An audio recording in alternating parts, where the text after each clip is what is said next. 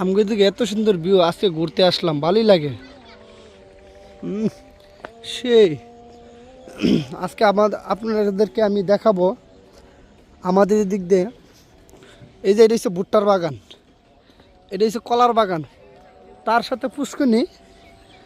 মনে করি এইটা হচ্ছে আমার এলাকা, খুবই সুন্দর। এটা হচ্ছে ধান গাছ, আলি লাগাইছি মাশাল্লাহ। এই যে সবাই মিলে আসলাম একটু ঘুরতে ঘুরতে, পিছনে আরও লোক আছে, আসলাম। এটা হচ্ছে টমেটো হেড, টমেটো হেড অনেক সুন্দর।